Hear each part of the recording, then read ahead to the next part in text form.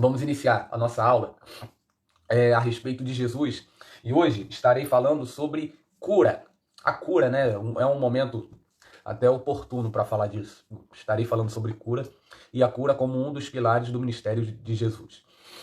Nós, na última aula, falamos sobre os evangelhos, né? Que é onde está descrita a vida, né? E a vida e a obra de Jesus também, está tudo descrito nos evangelhos. E falamos a respeito dos ensinos de Jesus. Jesus ele foi conhecido como um grande professor também, um grande mestre, um rabi. E encontramos também um outro pilar do ministério de Jesus, que é a cura. Podemos olhar para o ministério de Cristo e enxergar três pilares. O pilar da pregação, onde ele anunciava o reino de Deus, conclamando o povo ao arrependimento. Então, o primeiro pilar do ministério de Cristo seria a sua pregação. O segundo seriam os seus ensinos, a forma de viver do reino, a ética do reino, a moral do reino. Então, nós temos pregação e ensino, mas outro pilar também no ministério de Cristo, que ao ler os evangelhos fica bastante evidente para todos nós, é a cura, são as libertações, os exorcismos, vamos dizer assim, os milagres de Cristo, milagres sobre o corpo e milagres também sobre a natureza. Ele tinha poder para acalmar o mar, acalmar o vento, aquietar as ondas. Ele tinha poder para multiplicar pães, multiplicar peixes. Jesus ele tinha poder. Hoje estaremos falando desse pilar, que é o pilar dos milagres, mas não irei falar sobre libertação hoje e nem sobre milagres sobre a natureza. Estarei falando especificamente sobre curas. E qual era o objetivo das curas no ministério de Jesus?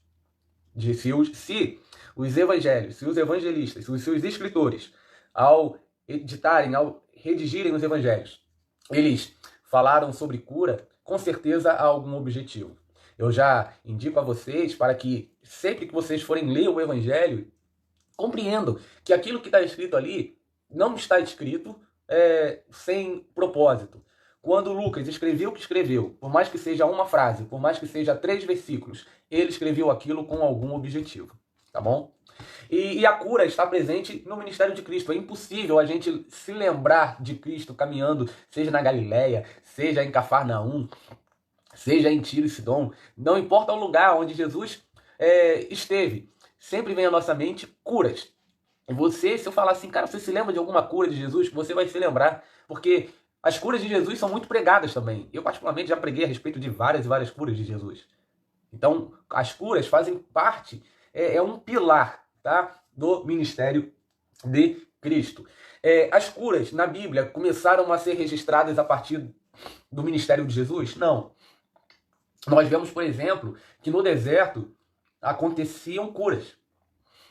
Muitas curas aconteciam no deserto. Nós vemos também que no período profético muitas curas aconteciam. Quantas curas aconteceram através do ministério do profeta Elias? Quantas curas aconteceram através do ministério de Eliseu? Bom dia, Stephanie. Paz do Senhor, minha irmã. Bom ter você aqui.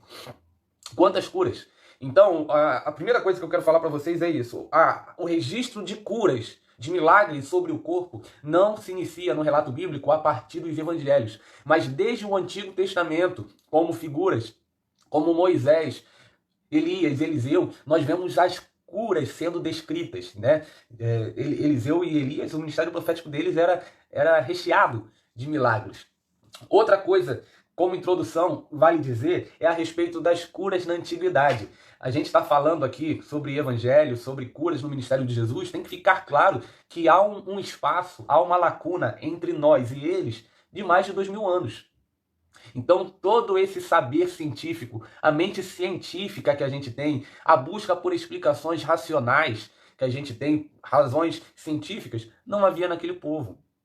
Tá bom? Há um espaço, há uma coluna, há uma lacuna entre nós, aqui e agora, e aquele povo, tá? Uma coluna de 2000 anos, é muito tempo, tá? Não havia revolução científica ali, não havia revolução nem industrial, que dirá de revolução científica. Então, a mente daquele povo não era uma mente que buscava explicações científicas para tudo, mas eles atribuíam a Deus o mover e o agir de coisas sobrenaturais, né? Do que para eles não eram explicadas, né? Com os seus conhecimentos. E também naquela época, meus irmãos e minhas irmãs, havia muitos curandeiros. Existiam pessoas que curavam, existiam pessoas que eram especialistas, né, na arte de curar, de manipular elementos da natureza e curar as pessoas. Então, quando você vê Cristo, ele curando, tem que ficar claro também que naquela época havia muitas pessoas que tinham esse ministério de, entre aspas, curandeiro. Compartilha essa live é muito importante e vai te dar bastante conhecimento. Você também percebe, ao estudar, vamos dizer assim, livros, né, escritos da época, que esses milagres sobre o corpo, as curas, fazia-se presente em muitos dos escritos da época. Tá? Não era apenas os evangelhos que continham relatos de milagres, mas também muitos outros escritos continham. Dito isso, meus irmãos, feita essa introdução, vamos focar ali no Novo Testamento. Antes de falar a respeito da cura, vamos falar a respeito da doença. O que uma doença significava nos tempos bíblicos? Gente, significava um horror, significava o abandono. Tá? Ter uma doença naquela época significava exclusão, significava isolamento. Era muito triste. Hoje, nós temos campanhas e mais campanhas de inclusão social, de acessibilidade, de tudo, para favorecer pessoas especiais, pessoas que sofrem de alguma mazela. Mas naquela época não havia isso. Não havia isso. Se hoje, vocês sabem melhor do que eu, se hoje ainda há um certo preconceito, mesmo que velado, a pessoas com alguns tipos de doença, distúrbios, o que dirá daquela época? Tá? O que dirá daquela época? Ainda mais que naquela época, uma pessoa doente era vista como uma pessoa que estava sendo alvo da ira de Deus. Por quê? Porque na concepção da época, a doença era uma punição de Deus, seja pelo pecado da própria pessoa que estava doente, ou uma punição pelo pecado dos pais ou dos antepassados. Então, quando alguém via alguém com uma doença, alguém com uma enfermidade, a pergunta que se fazia era: quem pecou? Foi ele ou foram os seus pais? Ou foram os seus antepassados? Porque a enfermidade, a doença, tinha esse impacto social, de exclusão, de olhar para aquela pessoa e ver, olha, aquela pessoa não é apenas uma pessoa excluída da sociedade, mas também é uma pessoa que está sendo alvo da punição divina. Estão compreendendo? As pessoas olhavam para ali e queriam explicações a respeito da fonte da dor, da miséria, uma explicação a respeito da doença, da enfermidade. Então você vê que até mesmo os discípulos de Jesus, quando Jesus ele se aproximava de alguém para curar, ou quando eles viam alguma pessoa com uma doença, os discípulos de Jesus diziam: olha só, essa pessoa aí está doente por quê? É porque ela pecou ou porque os seus pais pecaram? Vocês se lembram dessa passagem? E o que Jesus responde? Cara, não é nada disso. Não é nada disso. Mas é para que se manifeste o poder e a glória de Deus. Jesus, há 2000 anos atrás, ele lança uma nova perspectiva correta, perspectiva genuína a respeito da dor e do sofrimento das pessoas. Enquanto todo mundo olhavam para os doentes com um olhar de exclusão, de isolamento, com um olhar de punição, Jesus olhava com olhos de misericórdia e com olhos de amor. Era isso que surpreendia Jesus. Paulo, havia outras pessoas que curavam, haviam. Mas o que distinguia Jesus? Muitas coisas distinguia Jesus nesse aspecto da cura. Mas eu acho que um dos principais, sabe o que era? Era que Jesus ele nunca fez propaganda ou publicidade a partir das curas que ele fazia. Jesus nunca usou a ajuda que ele fazia às pessoas para se promover. Jesus ele nunca usou de uma cura para que o seu ministério tivesse maior fama. Jesus nunca fez. O que encontramos em Jesus é alguém dizendo: olha só, foi curado, vai para sua casa, fica com os seus pais, fica com a sua família, conta para eles. O que encontramos é Jesus ele fazendo a cura e dizendo: olha só, não conta para ninguém não. Vai e anuncia para as pessoas que são da sua casa. Por quê? Jesus ele nunca usou o bem que ele fazia às pessoas como um instrumento de propaganda pessoal. Nunca usou. É algo que precisamos aprender. E se os curandeiros da época, né, se os médicos da época, entre aspas, usavam o bem, a cura para se promoverem, Jesus nunca fez isso. Jesus ele é o nosso médico dos médicos e ele é um médico por excelência. Deixa eu falar a respeito do perfil dos curados. Quando olhamos os evangelhos, vemos que Jesus ele curou gente de todos os tipos, de várias formas, com vários métodos diferentes. Deixa eu dar uma passada a respeito disso, porque eu quero me deter nos objetivos da cura. Essa eu acho que será a parte principal da nossa aula. Mas deixa eu falar sobre o perfil dos curados. Qual era o perfil das pessoas que eram curadas por Jesus? Não há um perfil. Há uma diversidade, uma gama de pessoas. Nós encontramos Jesus curando pessoas ricas, Jesus curando pessoas pobres. Nós encontramos Jesus curando mulheres, nós encontramos Jesus curando homens.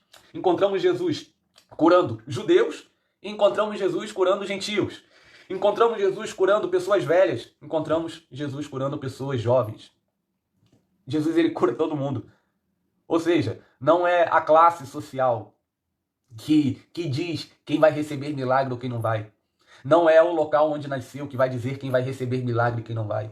Não é a idade que diz quem vai receber milagre e quem não vai.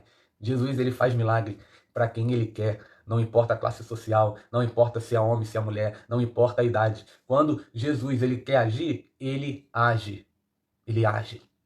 É importante também dizer, meus irmãos, que a respeito dos métodos de Jesus, que também os métodos eram diversos. Jesus ele curava com um toque, Jesus ele curava com uma palavra de ordem, Jesus ele curava sem praticamente, entre aspas, fazer nada. Você se lembra a mulher do fluxo de sangue?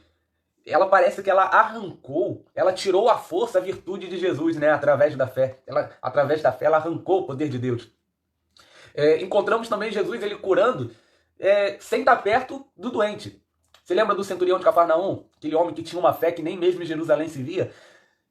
Aquele homem falou assim, olha, não sou digno de que você entre na minha casa, mas há alguém na minha casa precisando de uma cura.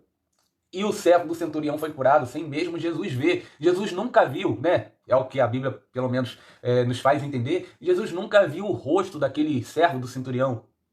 Só que aquele servo do centurião, ele foi curado. Quantas vezes Jesus ele fez cura através de clamor? As pessoas clamavam, Jesus, filho de Davi, tem misericórdia de mim. As pessoas pessoalmente clamavam a si e Jesus curava. E nós vemos também que Jesus curava através da intercessão de alguém. Seja a intercessão de um pai que se dobrava, podia ser um chefe da sinagoga, o cara se dobrava e pedia, Jesus, cura minha filha. E Jesus ia até onde a filha estava. Nós vemos também, por exemplo, a mulher cananeia pedindo libertação para sua filha. Jesus, cura, liberta minha filha. E Jesus fala, olha, eu vim para as ovelhas perdidas da casa de Israel, eu vim para os filhinhos. E a mulher diz, mas os cãezinhos também, eles comem das migalhas que caem da mesa de seus senhores. E Jesus, mesmo não indo até a casa dessa mulher, Jesus também cura, Jesus também liberta. Por quê? Porque a distância não impede Jesus de curar. Jesus, ele pode curar você porque você clamou. Jesus, ele também pode curar você porque alguém clamou por você. Você lembra do paralítico de Cafarnaum? Jesus, ele cura aquele homem. Jesus cura aquele homem. Primeiramente, porque ele viu a fé dos amigos daquele homem. A Bíblia registra, e vendo a fé deles, Jesus se moveu de íntima compaixão e curou o paralítico. Jesus, ele cura diversas pessoas, com diversas histórias, de diversas formas. Não há uma forma de Deus agir apenas. Isso tem que nos trazer humildade, tem que nos trazer sabedoria. Por quê? Há um problema muito grande quando a gente recebe um milagre de Jesus. Há um problema muito grande. E que problema é esse? A gente pensa que ao receber o milagre de Jesus, a gente descobriu a forma dele agir. A gente sabe que a gente descobriu a fórmula secreta. E a gente fala, não, para Deus agir, a gente tem que dobrar os joelhos, a gente tem que clamar, a gente tem que fazer isso, e Deus age. Não, não é assim. Não é assim, meu irmão.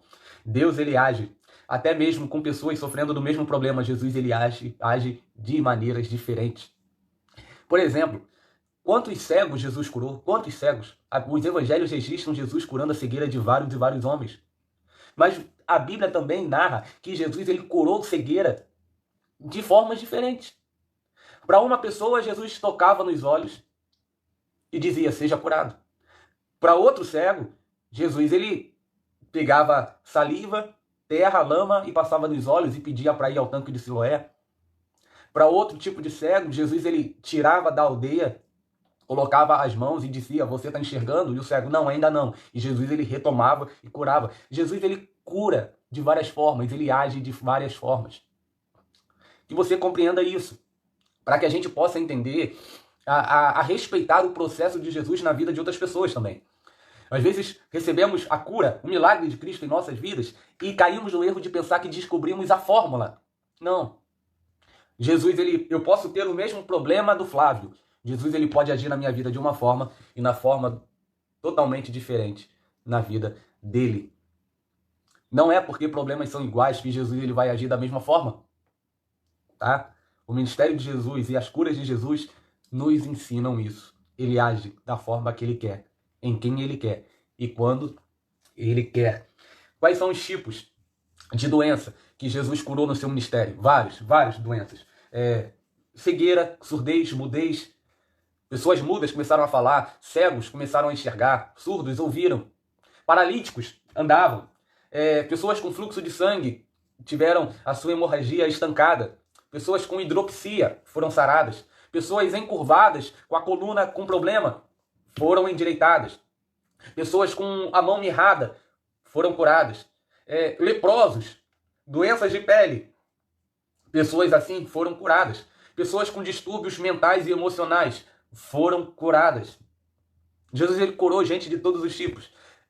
A gente percebe que os relatos dos evangelhos nos mostram a quantidade, né, de mazelas, de doenças que havia na época e como era o sofrimento dessas pessoas, até porque eu falei para vocês no início que a doença tinha um papel excludente, excluía as pessoas, isolavam as pessoas.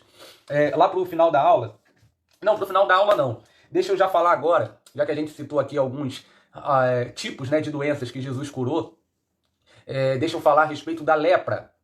Você se lembra que a lepra, quantos leprosos, né, foram curados por Jesus? Independente se voltaram para agradecer ou não. Mas a Bíblia registra vários e vários leprosos sendo curados por Jesus. Seja um indivíduo apenas indo até Jesus, ou seja um grupo, né, de leprosos, porque naquela época leprosos também andavam juntos, clamando pela cura a Jesus. Deixa eu ler com vocês um trecho desse livro aqui, ó, A Vida Diária nos Tempos de Jesus, que vai nos dar um indicativo de como era a vida desses homens. Página 368. Olha só, que interessante.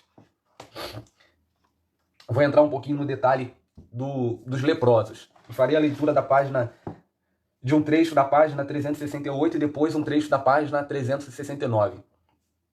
A respeito dos leprosos, o autor ele vai dizer que a lepra que a gente conhece hoje na Bíblia, quando a gente vê lepra, na verdade, todo tipo de doença de pele era chamado de lepra. Então hoje a gente pensa lepra como se fosse um tipo de hanseníase.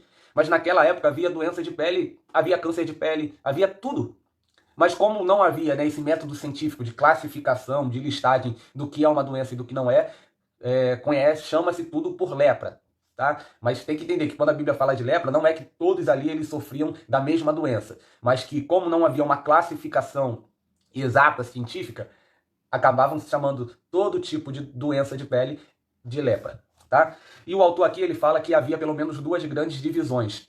A lepra branca, que era uma lepra que dava as manchas no corpo, e também a lepra nodular. Lepra nodular. O que seria isso? Já seria a lepra que criava caroços no corpo. Tá? Caroços, nódulos no corpo. E tanto a lepra branca, né, que são essas manchinhas, seja a lepra nodular, que já são calombos, nódulos no corpo, todas essas duas consumiam o corpo da pessoa, né? Fazia com que o corpo da pessoa, que ela perdesse dedo, perdesse orelha, o nariz fosse desfigurado. Era uma doença muito terrível, muito, muito terrível. Aqui em Itaboraí, por exemplo, eu não sei se vocês sabem, mas tem uma cultura muito relacionada à lepra, né? Ao leprosário. Até mesmo quando você vai se alistar para uma carreira militar, há uma dificuldade de ser aceito por Itaboraí por conta dessa cultura e história a respeito de lepra. Deixa eu ler aqui o livro. Diz assim, ó, sobre esses dois tipos de lepra, ambas devoravam silenciosamente os tecidos, atacando os membros, assim como o rosto. Ao ler o Evangelho, pode-se ter uma ideia muito nítida das estradas da Palestina, especialmente as que ficam à entrada das cidades, assombradas por essas pessoas. Ou seja, que pessoas? Pessoas com lepra. Que estendiam as mãos medonhas e sem dedos, a fim de despertar a piedade dos passantes. Ou os tocos sem mãos dos braços, mas que só conseguiam assustá-lo devido à horrível, entre aspas, máscara de leão que a doença coloca no rosto da vítima.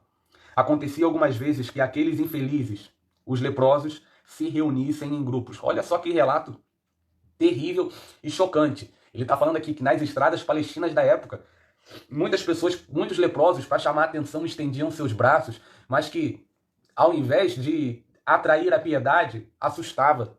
Porque ao estender os braços, não havia dedo, não havia mão nos seus braços. Era uma doença muito terrível para aquela época, ainda o é, porque a pessoa vai vendo a doença consumir a si mesmo. Olha só, outro aspecto aqui na página 369. O leproso devia andar com a cabeça descoberta, usando roupas especiais. Não eram roupas comuns, como cidadãos comuns usavam, mas a sua roupa, tá, já mostrava que havia doença nele. Devia viver longe das cidades e das vilas, e toda vez que se aproximassem de um homem saudável, tinha a obrigação de exclamar em voz alta: Amê, amê, ou seja, impuro, impuro. Olha só como a doença, principalmente essa lepra, tinha esse caráter de exclusão social, de impacto psicológico e emocional na vida desses homens e dessas mulheres que sofriam dessa dor. Era totalmente terrível. As pessoas eram excluídas através até mesmo das suas roupas, porque elas tinham que colocar roupas especiais, tirar véu, tirar qualquer coisa que cobrisse o seu rosto, e tinha que, sempre que andar no meio de uma cidade ou de uma vila, que era proibido, mas sempre que andasse, devia gritar em alta voz: impuro, impuro, para que todo mundo pudesse se afastar. Era terrível. E a classificação da lepra naquela época era feita pelo sacerdote, o sacerdote que averiguava quem estava leproso e quem não estava. Era o sacerdote quem indicava o isolamento. E também era o próprio sacerdote que indicava se a pessoa foi curada ou não, se ela iria precisar continuar vivendo em isolamento ou não.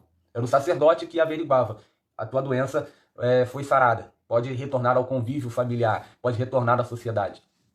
Então, meus irmãos, essas informações é para enriquecer a vida de vocês, para que vocês possam ter uma compreensão melhor da Bíblia, do Evangelho, para gerar em você amor pela palavra de Deus, para que vocês venham ler, estudar e se apaixonar mais por Jesus, tá? Para que ao ler os Evangelhos, a tua mente venha se expandir, tá?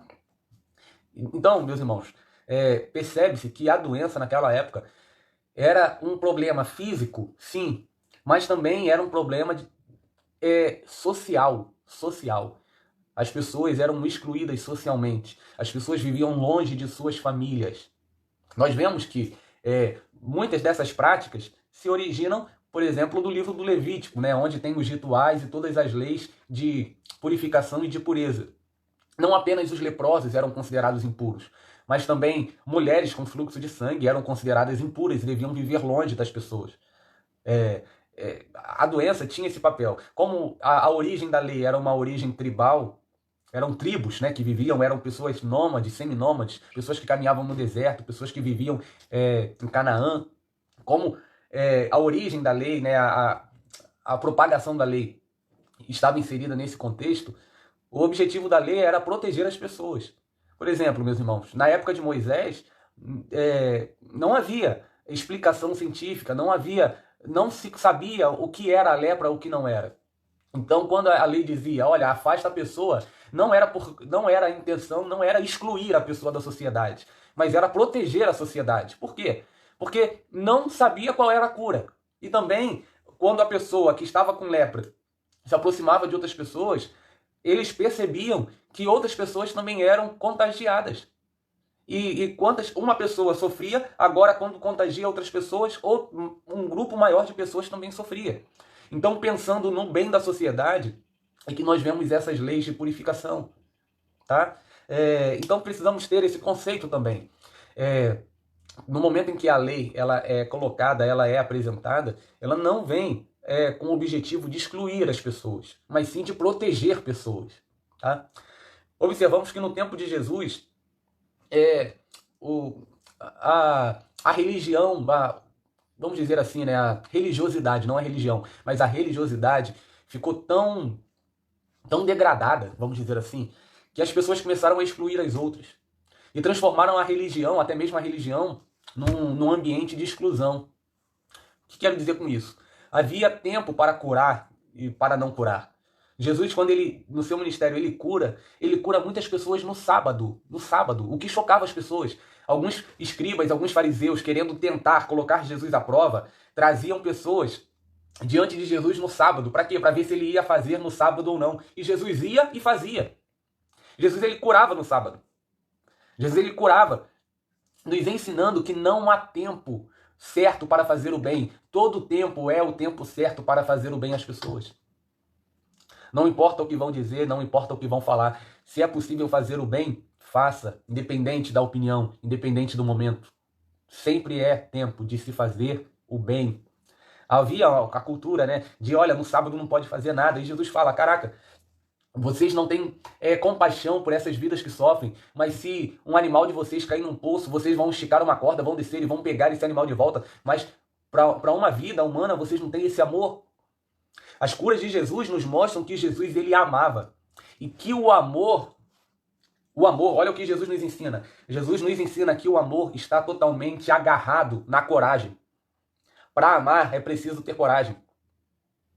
Jesus nos ensina isso. Para amar precisa ter coragem. Coragem para quê? Coragem para não se importar com a opinião dos outros. Não se importar com burocracia, com métodos, com a rejeição, com o que vão dizer. Amar requer coragem. Você precisa aprender isso. Ninguém ama se não tiver coragem. Jesus, ele tinha muita coragem para amar. E por isso que ele fazia quando ninguém fazia. É por isso que Jesus se aproximava de quem ninguém se aproximava. É por isso que Jesus, ele tocava em quem ninguém queria tocar. Por quê? Porque ele sabia que quando ele tocava, não era a impureza da pessoa que chegava até ele, mas era a sua pureza que alcançava a pessoa.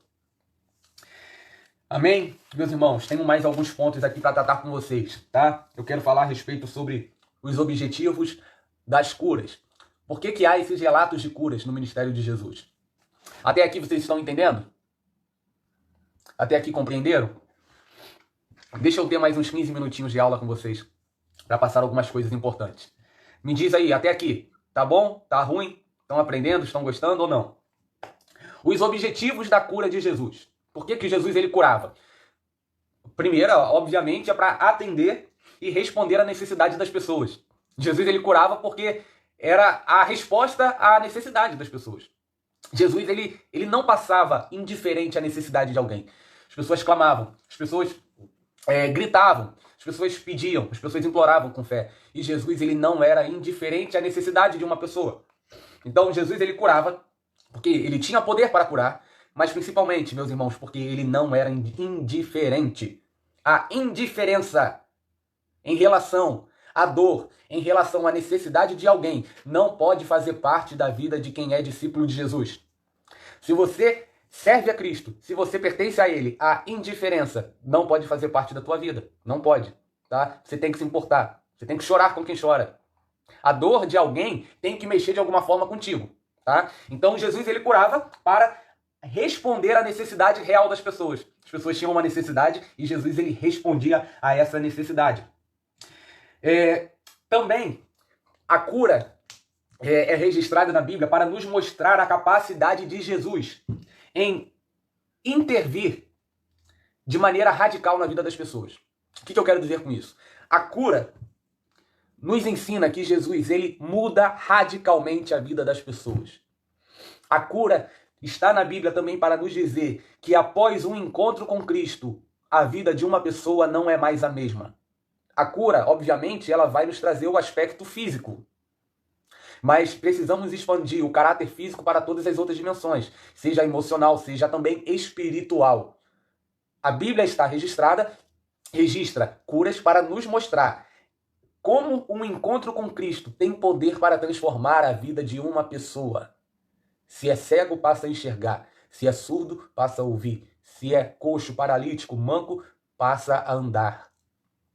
Então, a cura está registrada para mostrar que Jesus, ele não era indiferente à dor de uma pessoa. Está registrada também para nos mostrar que um encontro com Jesus sempre muda radicalmente a vida de alguém. Se tivermos um encontro verdadeiro com Cristo, a nossa vida precisa ser diferente. demonstrar também o poder de Deus sobre as angústias humanas e sobre as dificuldades pessoais de cada pessoa. O que eu quero dizer com isso? Quando observamos milagres sobre a natureza, Jesus ele acalmando o mar, Jesus ele acalmando o vento, Jesus ele transformando pão, elementos físicos, observamos que Deus ele tem poder sobre o cosmos, sobre o universo, sobre a natureza. Sim, mas essas curas que eu falei para você durante toda essa aula nos mostra que aquele que tem poder sobre o universo também tem poder sobre a tua necessidade. Também tem poder sobre a tua vida.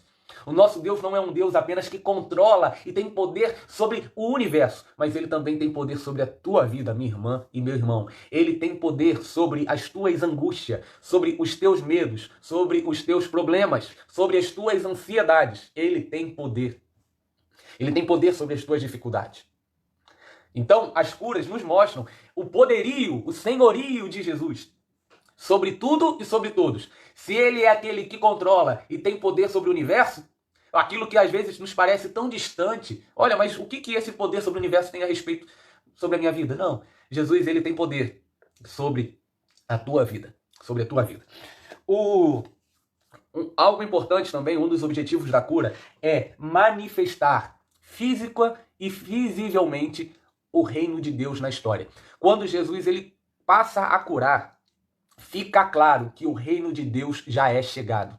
Obviamente, meus irmãos, vocês sabem que o reino de Deus será consumado, será completo, será pleno no final dos tempos. O reino de Deus será consumado no final dos tempos. Mas quando Jesus ele veio a essa terra, ele já inaugurou o reino de Deus. E nós já vivemos o reino de Deus aqui na terra de uma certa maneira. Se Jesus ele curou, se Jesus ele libertou, se Jesus expulsou demônios, é sinal de que o poder do reino de Deus já se faz presente. E o reino de Deus ele não foi embora quando Jesus ele ascende aos céus, mas permanece, porque o reino de Deus inaugurado por Jesus também está presente em nós. O reino de Deus é o governo de Deus sobre as circunstâncias, sobre a história, sobre as pessoas. Quando Jesus cura, Jesus nos mostra que o reino de Deus é chegado. Vamos ler a Bíblia? Mateus 12. Mateus capítulo 12. Mateus capítulo 12, versículo 28. A respeito do reino de Deus. A cura nos mostra que o reino de Deus foi inaugurado. Olha só. Mateus capítulo 12, versículo 28. Jesus ele começou a curar as pessoas e a expulsar demônio das pessoas. E alguns de seus opositores começaram a dizer, ele está curando, ele está libertando, mas não é por causa de Deus não. Ele tem Satanás no corpo dele. Olha só, falavam até mesmo de Jesus que ele estava endemoniado. Jesus falou, não é por causa do poder de Satanás não. Olha só, Mateus 12, 28. Mas se eu expulso os demônios pelo Espírito de Deus, é consequentemente chegado a vós o reino de Deus. Jesus ele curava as pessoas e expulsava demônios das pessoas através do Espírito de Deus. E ele fala, se eu curo e se eu expulso os atormentadores da vida das pessoas, é através do Espírito de Deus. E se é através do Espírito de Deus, é porque é chegado a vós o reino de Deus. Uma manifestação clara do reino de Deus já inaugurado na pessoa de Jesus são as curas, são as libertações. Olha só, Mateus capítulo 10, versículo 7 e versículo 8.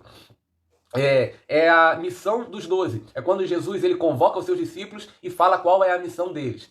Outra vez relacionado ao reino de Deus. Diz assim, ó. Mateus 10, versículo 7. E indo, pregai dizendo, é chegado o reino dos céus. Versículo 8. Curai os enfermos, limpai os leprosos, ressuscitai os mortos, expulsai os demônios. De graça recebestes, de graça dai. Então, a cura, curar os enfermos, limpar os leprosos, expulsar demônios, é manifestação física e visível de que o reino de Deus já está presente aqui e agora. O reino de Deus, aquele que será pleno lá no final dos tempos, já é percebido hoje, desde quando Jesus veio e começou a operar. João Batista, num certo momento, ele perguntou para Jesus, perguntou assim, pediu aos seus discípulos para que fossem até Jesus perguntar.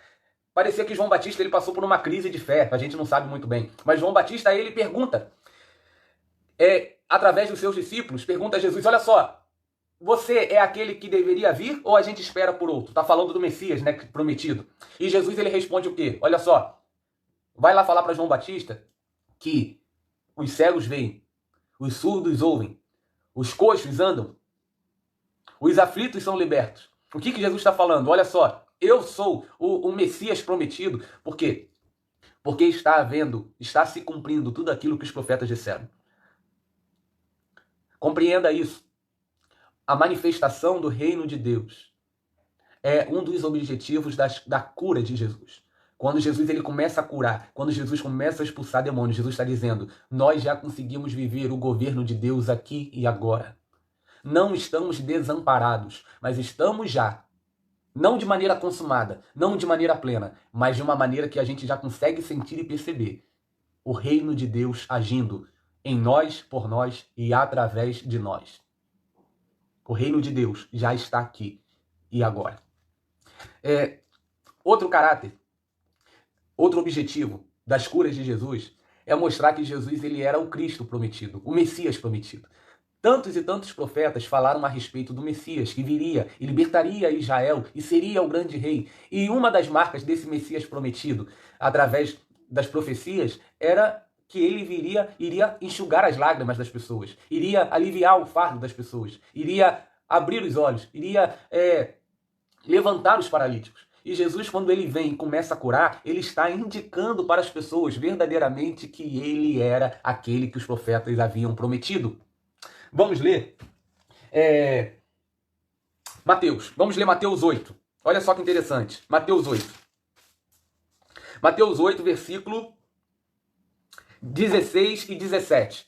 Mateus 8, ele tem uma passagem ali que fala sobre a cura da sogra de Pedro, fala também sobre a cura do servo do centurião, fala também sobre a cura de um leproso. E quando chega no versículo 16 do capítulo 8, Mateus diz assim, e chegada a tarde, trouxeram-lhe muitos endemoniados, e ele com a sua palavra expulsou deles os espíritos, e curou todos os que estavam enfermos. Todos os que estavam enfermos. Versículo 17, para que se cumprisse o que fora dito pelo profeta Isaías. Olha só o que Mateus está colocando. Ele fez tudo isso para que se cumprisse o que foi dito pelo profeta Isaías, que diz, ele tomou sobre si as nossas enfermidades e levou as nossas doenças. Então você está vendo esse caráter de cumprimento. Jesus ele curava para mostrar que a expectativa messiânica estava de fato sendo cumprida. Que aquilo que foi prometido por vários e vários profetas está sendo cumprido na pessoa e no ministério de Jesus. Vamos ler um relato aqui de Isaías, só para você ter noção de como os profetas falavam a respeito do Messias, né? Diz assim, ó, Isaías capítulo 29, versículo 18, diz assim, e naquele dia os surdos ouvirão as palavras do livro, e dentre a escuridão e dentre as trevas as verão os olhos dos cegos.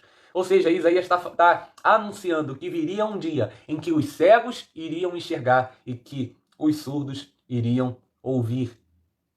E Jesus ele cumpre toda essa expectativa. Não apenas Jesus ele cumpre a promessa, mas também Jesus ele atende à expectativa do povo. Todo o povo havia essa expectativa de que viria um Messias e que uma das marcas do Messias seria a cura. Meus irmãos, eu caminho para o final. Caminho agora, vou fechar a Bíblia aqui, caminho para a minha conclusão. A respeito disso tudo aqui que a gente falou, falamos sobre aspectos sociais, aspectos espirituais da cura, de como a cura em determinado momento da história, não apenas na história, mas eu acho que ainda hoje tem muita gente que olha para a cura como punição de Deus, olha para a cura com indiferença. Falamos sobre os objetivos, né, da cura como um dos pilares do ministério de Jesus. E deixa eu concluir falando sobre algumas lições fundamentais para o nosso tempo. Quando a gente lê a respeito das curas de Jesus, o que a gente aprende? O que a gente aprende? Vamos lá. Aprendemos que Jesus ele cura. E a Bíblia disse que Jesus é o mesmo ontem, hoje e será eternamente. Jesus ele não mudou. Isso nos ensina que nós podemos e devemos clamar por Jesus pela cura. É um direito nosso. Temos um Pai que nos escuta. Temos alguém que nos ama. E podemos clamar a Ele por cura. Não há nenhum problema em clamar. Como Bartimeu clamou. Como Jairo clamou por sua filha. como a mulher do fluxo de sangue fez de tudo por uma cura, nós também podemos fazer. Podemos clamar por cura para nós mesmos, podemos clamar por cura para alguém que a gente ama. Podemos. Primeira coisa que precisamos aprender é isso, meus irmãos. Você tem total liberdade para clamar a Deus por cura, clamar a Deus por libertação. Não apenas dor física, mas também dores emocionais e dores espirituais. Você tem total liberdade para clamar a Deus, seja pela tua vida ou pela vida de quem você ama ou quem você se importa. Deus, ele cura. Nós pedimos para que Deus ele venha curar sempre. A Bíblia também nos ensina que Deus ele não deixa de ser bom, não deixa de ser justo, não deixa de ser Deus se ele não curar. Entendemos que, mais do que milagres, a presença de Cristo é sempre aquilo que temos de melhor. Precisamos entender também que a realidade nos ensina que nem todas as nossas orações serão atendidas. Nem todas as nossas orações serão atendidas. Quantas vezes clamamos e Deus ele não nos atende? E isso não deve nos desesperar, isso não deve nos fazer abandonar a fé nele. Não, precisamos entender que a Bíblia diz que Deus ele levou sobre si as nossas dores e as nossas enfermidades. E precisamos entender também que a Bíblia diz que todas as coisas cooperam para o bem daqueles que amam a Deus. Precisamos ter uma visão completa da Bíblia e da sua palavra. Deus ele cura. Deus também ele não cura quando ele não quer. E para tudo isso, há um propósito. Mas o principal é saber que podemos clamar e devemos clamar a Deus por cura. Precisamos. A oração do justo tem muito em seus efeitos. Podemos clamar também, meus irmãos, precisamos ter uma visão também de que pecados, às vezes não confessados, têm um impacto muito grande na nossa vida, na nossa saúde emocional, na nossa saúde física também. O pecado é uma mancha terrível na nossa vida. E precisamos confessar nossos pecados. Precisamos abrir o nosso coração a Deus, a pessoas que a gente confia, contar. Por quê? Porque o pecado escondido, o pecado guardado, ele nos consome. Ele consome a alma, ele consome o espírito e ele consome o corpo também. Então precisamos sempre abrir a nossa voz a Deus e abrir a nossa voz a quem a gente confia. Outra coisa que a gente precisa aprender diante de tudo isso que a gente escutou, que a vontade e soberania de Deus é maior, perfeito e harmonioso. É exatamente isso. Outra coisa que precisamos entender a respeito de tudo isso que a gente falou. Precisamos ter coragem para amar as pessoas, não se intimidar. Jesus ele fazia o bem, Jesus ele estendia a mão, Jesus ele curava. E nem todo mundo que estava perto de Jesus gostava. Jesus ele se meteu em muitos problemas, por quê? Porque ele amou as pessoas. Jesus ele se meteu em muitos problemas porque ele não foi indiferente à dor das pessoas. Jesus ele se meteu em muitos problemas, por quê? Porque ele não desprezou a necessidade de quem estava perto dele. Jesus não desprezou quem clamou por ajuda, quem clamou por socorro. E ele se meteu em muitos problemas, arranjou muita confusão, arranjou muitos inimigos, mas ele nunca abriu mão de ajudar as pessoas. Nunca. Nunca. Se meter em problema, Jesus ele não se importava. O importante para ele era ver pessoas que estavam isoladas e abandonadas de volta à sociedade, de volta à sua família, saradas e restauradas. Precisamos ter coragem para fazer isso e amor. Meus irmãos, é isso. É isso. Eu lembro que eu disse no início, todo o bem que Jesus fazia não era para fazer marketing, não era para fazer publicidade, mas era para manifestar o seu amor e manifestar o poder de Deus. Deus ele é aquele que cura. Deus é aquele que nos ensina que o reino dele já está presente. E Deus também é aquele que nos ensina que um dia não será mais necessária a cura. Haverá um dia na presença de Deus, onde ninguém mais irá pregar sobre cura, onde ninguém mais ensinará cura. Por quê? Porque não haverá mais dor, não haverá mais tristeza, não haverá mais lágrima. Porque Deus ele enxugará dos olhos toda lágrima. E haverá um tempo também, lá na presença de Deus, em que haverá um rio, e o rio de Deus, ele será cura para as nações. Não haverá mais dor na presença de Deus. Não haverá mais tristeza. Porque o Senhor ele será o nosso médico.